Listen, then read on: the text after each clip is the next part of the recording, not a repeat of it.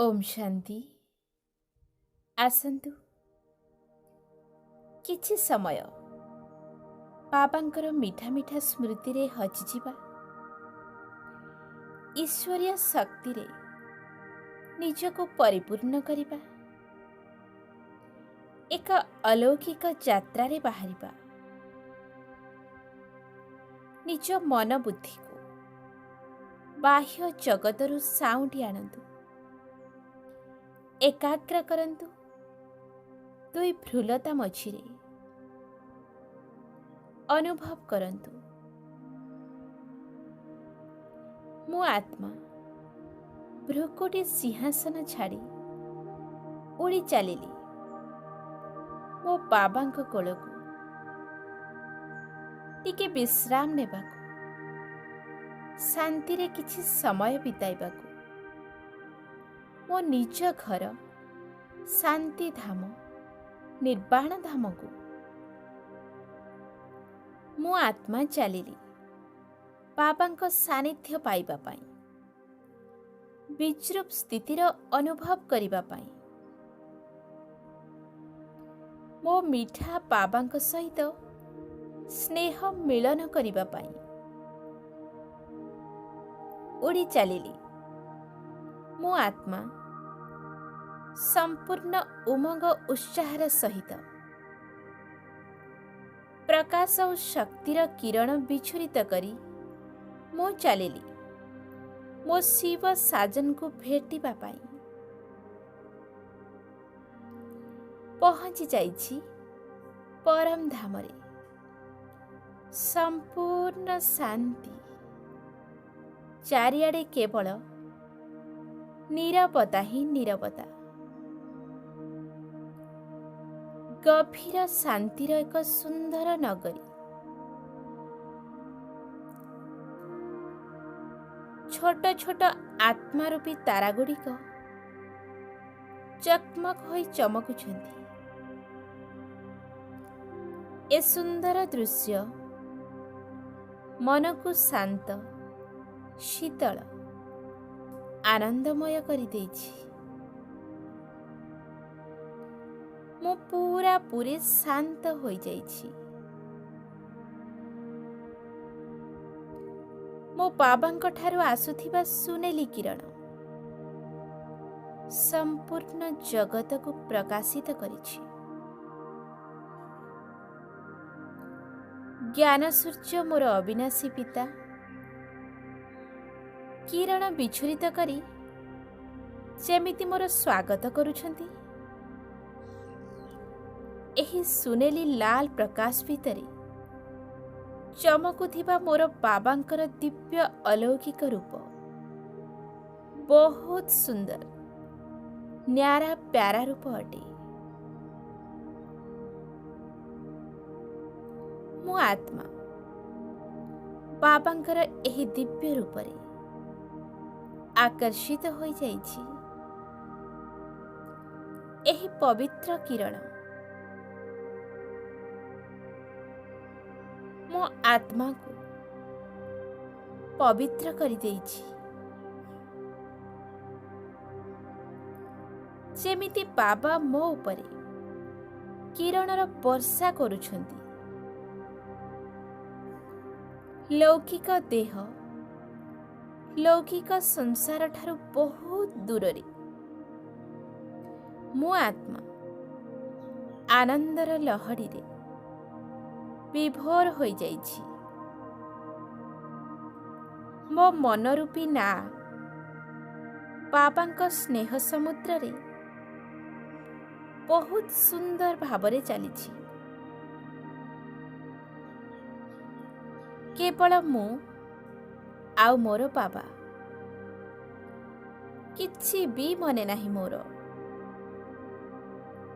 केवल बाबांकर वर्षा मो उपरे आउ मु बाबांक सहित। सतरंगी किरणर झरणा बाबांक ठारू बाहरी मो उपरे अनवरत पड़ुछि। एही शीतल किरण रे ମୋ ଆତ୍ମାର ମନ ବୁଦ୍ଧିକୁ ଶାନ୍ତ ଶୀତଳ କରିଦେଉଛି। ସବୁ କଳଙ୍କ, ସବୁ ବ୍ୟର୍ଥତା ମୋ ଠାରୁ ଦୂରେଇ ଯାଇଛି। ବାବାଙ୍କ ସ୍ନେହ ମୋତେ ସମ୍ପୂର୍ଣ୍ଣ କରିଦେଇଛି। ମୋ ଆତ୍ମା ବାବାଙ୍କ ସ୍ନେହରେ ବୁଡ଼ି ଯାଇଛି।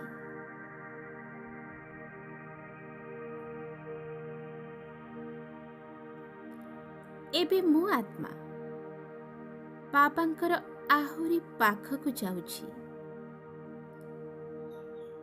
ଓ ବାବାଙ୍କ ସାଥିରେ କମ୍ବାଇଣ୍ଡ ହୋଇଯାଉଛି। ବାବାଙ୍କ କିରଣ ଯେମିତି ମୋତେ ଆଉଁସି ଦେଉଛି,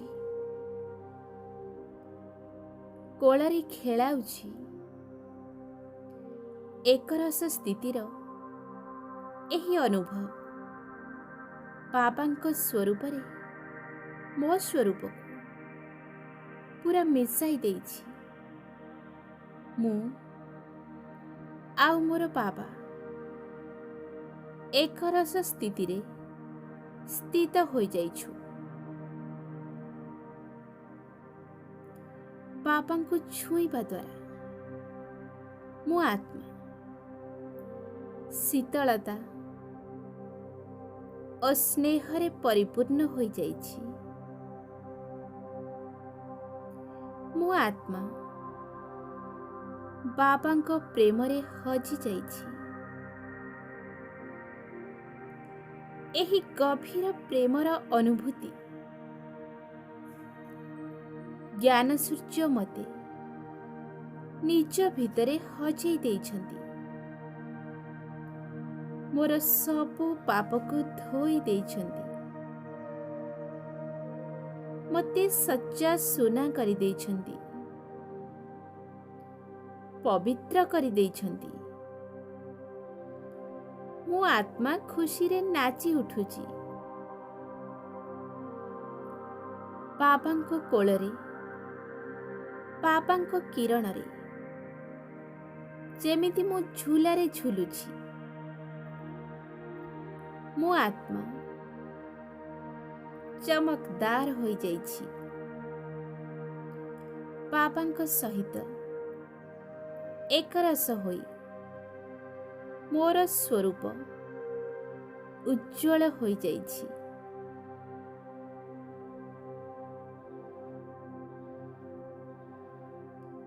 ବାବାଙ୍କ ସ୍ନେହରେ ମୋ ନିଜ ଘରେ, ମୋ ପିତାଙ୍କର କିରଣ ରୂପୀ କୋଳରେ ମୋ ଆତ୍ମା ବହୁତ ବହୁତ ଖୁସିର ଅନୁଭବ କରୁଛି।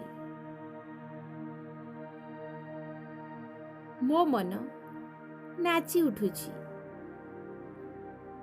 ମୁଁ ପରିପୂର୍ଣ୍ଣ ଅନୁଭବ କରୁଛି। ଏତେ ହାଲୁକା, ଏତେ ଖୁସି ଆଜି ପର୍ଯ୍ୟନ୍ତ ମୁଁ ଆତ୍ମା ଅନୁଭବ କରିନଥିଲି। ସମ୍ପୂର୍ଣ୍ଣ ଭାବରେ ମୁଁ ଜ୍ୱାଳାମୁଖୀ ଯୋଗର ଅନୁଭୂତି କରୁଛି। ମୁଁ ଆଉ ମୋର ବାବା ଅନ୍ୟ କେହି ନାହାନ୍ତି। ଗଭୀର ଶାନ୍ତି। ମୁଁ ଆଉ ମୋର ବାବା ଏତେ ଶାନ୍ତ ବାତାବରଣ ଭିତରେ ଶାନ୍ତିରେ ବସିଛୁ।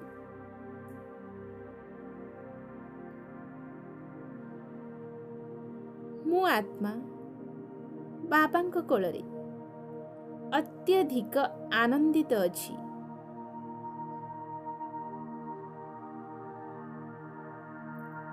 ବାବାଙ୍କୁ ଛୁଇଁବା ଦ୍ୱାରା ମୋ ଆତ୍ମା ଗଭୀର ଶାନ୍ତିର ଅନୁଭୂତି କରୁଛି।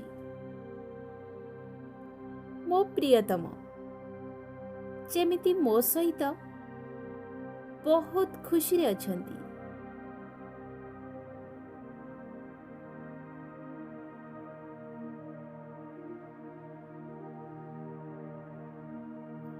ମୋ ସହିତ ସମୟ ବିତେଇବାକୁ ଯେମିତି ତାଙ୍କୁ ବି ବହୁତ ଭଲ ଲାଗୁଛି।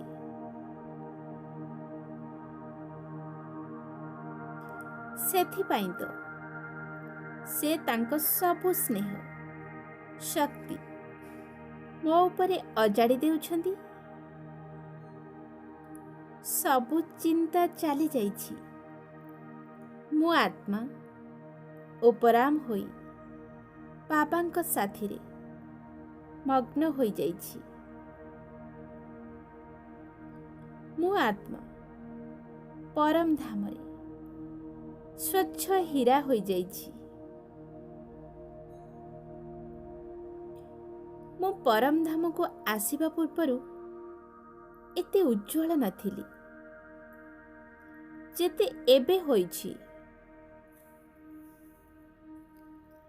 ବାବାଙ୍କ ସ୍ନେହରେ ମୋର ସବୁ ପାପ ବିନାଶ ହୋଇଯାଇଛି। ମୋ ଆତ୍ମାର ପ୍ରକାଶ ଅନେକ ଗୁଣା ବଢ଼ି ଯାଇଛି। ମୋ ପିତା ମୋତେ ମାଷ୍ଟର ଜ୍ଞାନ ସୂର୍ଯ୍ୟ କରି ଦେଇଛନ୍ତି। ମୋ ଆତ୍ମାର ଜ୍ୟୋତିକୁ ମୋର ଚମକକୁ 1000 ଗୁଣା ଲକ୍ଷ ଗୁଣା ବଢ଼ାଇ ଦେଇଛନ୍ତି। ବାବାଙ୍କ ସ୍ପର୍ଶରେ ମୁଁ ଆତ୍ମା ପରିପୂର୍ଣ୍ଣ ହୋଇ ଫେରି ଆସିଛି ସାକାର ମନୁଷ୍ୟ ଲୋକକୁ। ଭୃକୁଟି ସିଂହାସନକୁ ମୁଁ ଅବତରିତ ଆତ୍ମା ଓହ୍ଲାଇଛି ସାରା ବିଶ୍ୱରେ ଈଶ୍ୱରୀୟ ସନ୍ଦେଶ ଦେବାକୁ।